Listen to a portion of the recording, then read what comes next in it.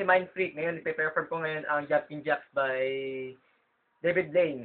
Okay, ito ang performance. Note kayo. Okay. So, meron tayo ditong ordinary deck of cards. So, ordinary deck of cards lang yan.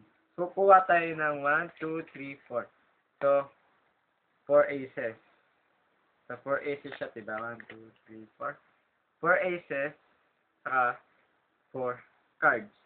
Basta tandaan nyo lang na meron tayo ditong kompletong 4 aces. Kompletong 4 aces siya. So, ngayon, itong aces, bibilangin natin. So, meron tayo ditong 1, 2, 3, 4. 4 aces, 4 aces. So, isa pa, bilangin pa natin. 1, 2, 3, 4. 4 aces, 4 aces. Okay. Ayan. So, maglalapag ako ng 4 na cards. 1, 2, 3, 4. So, yung 4 na to ay yung mga aces. So, ace. Palitan na. So, ace. Ace. So, ayan. Basta 4 aces and 4 cards. So, bilangin natin siya. 1, 2, 3, 4. 4 aces. Ay, 4 cards. So, ngayon, yung isang card, lalagay ko dito, kukunin ko yung isang ace, lagay ko sa gitna.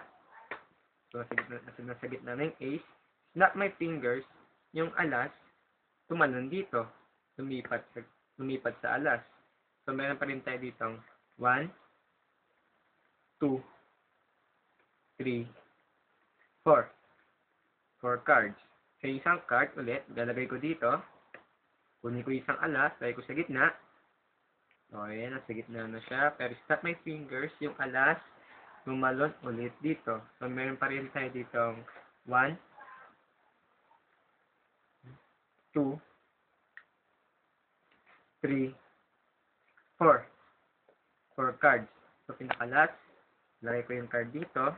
Last card, last ace, lagay ko sa gitna. So, nasa gitna ng alas, kita nyo naman. And snap my fingers. So, 4 cards lang naman to. Yung alas, wala na dito. Wala na. So, napunta siya sa mga alas. So, meron pa rin tayo ditong complete aces. So, makikita nyo naman na complete aces siya. So, meron tayo ditong diamond, clubs, heart, saka spade. So, yung mga alas, lalagay ko dito. At lalapag natin. So, yung isang alas is na spade.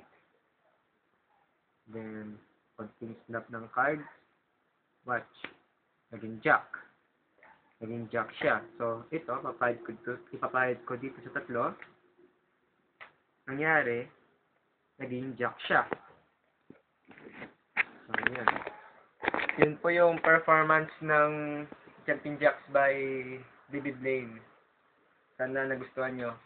Bye-bye.